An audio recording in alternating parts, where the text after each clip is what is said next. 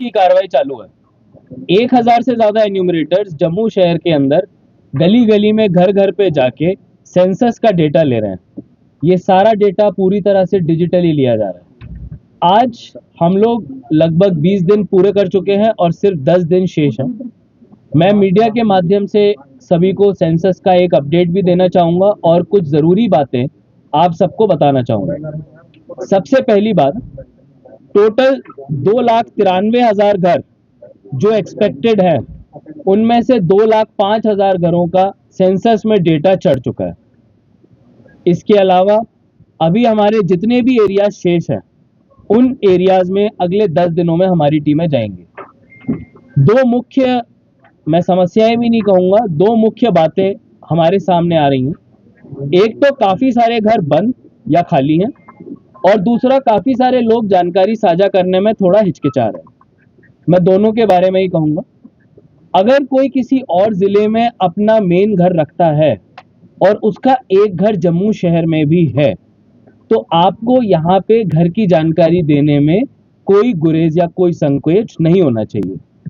ना तो आपका कोई सोशल बेनिफिट, ना तो आपका कोई कैटेगरी का कार्ड, ना कोई और भी सरकारी कागजात का फर्क पड़ेगा इस जानकारी को देने के लिए।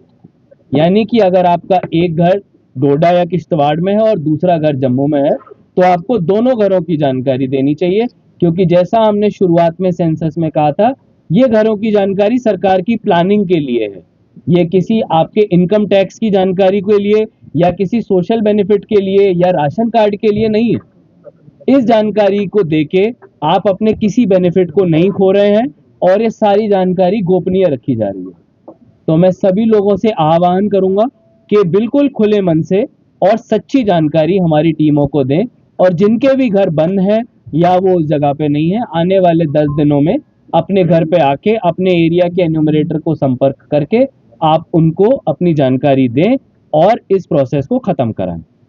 दूसरा जो एस्पेक्ट है जिसमें कई सारे घर टीम के साथ कोऑपरेट नहीं करते हैं, उसमें मैं कहूंगा कि जम्मू शहर के वासियों ने बहुत ही बड़े नंबर में अभूतपूर्व तरीके से हमारी टीम्स की मदद की है और सभी जगहों पे हम लोगों को बहुत ही अच्छी तरह से जानकारी समय से मिली है। कुछ इक्का दुक्का जगहों पे लोगों को डर की वजह से, फेक न्यूज़ की वजह से शायद ये लगता हो कि ये टीम क्या जानकारी मांगने आ रही है। मैं फिर से उसी बात को दोहराऊंगा, सेंसस की सारी जानकारी गोपनीय होती है। ना तो आपके इनकम टैक्स से, ना आपके किसी सोशल बेनिफिट से, ना आपके किसी कैटेगरी सर्टिफिकेट से इसका कोई वास्ता है, ना इससे उस पर कोई फर्क पड़ेगा। आप ये जानकारी केवल और केवल सरकार की प्लानिंग के लिए दे रहे हैं। आप इस जानकारी को सच्चे तरीके से और समय पे दे दीजिए।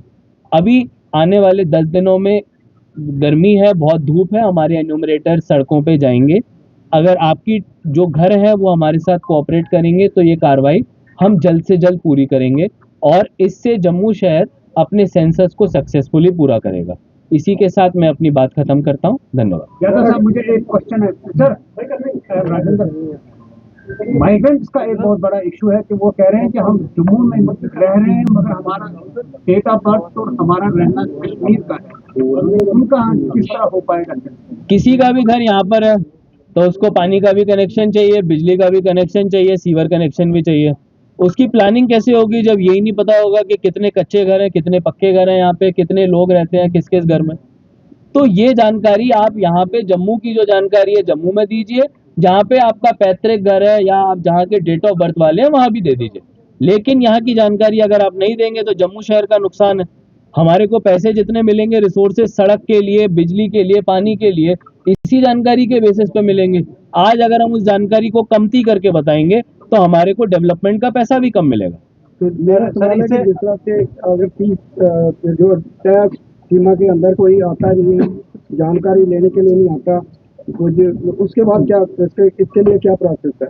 बिल्कुल 30 तारीख की डेडलाइन फुल एंड फाइनल है और तीन अटेम्प्ट हमारी टीमों को मारने हैं। मुझे लगता है सभी घरों में 2 अटेम्प्ट ऑलरेडी मार लिए गए हैं, तो अब तीसरे अटेम्प्ट की बारी है। इसीलिए हम लोग मीडिया के सामने आए हैं कि अब हम तीसरे अटेम्प्ट को भी ज़ाया ना होने दें और लोगों को बोले कि कृपा करके अपने यहाँ पे आए और अपनी जानकारी सेंसस टीम को दें।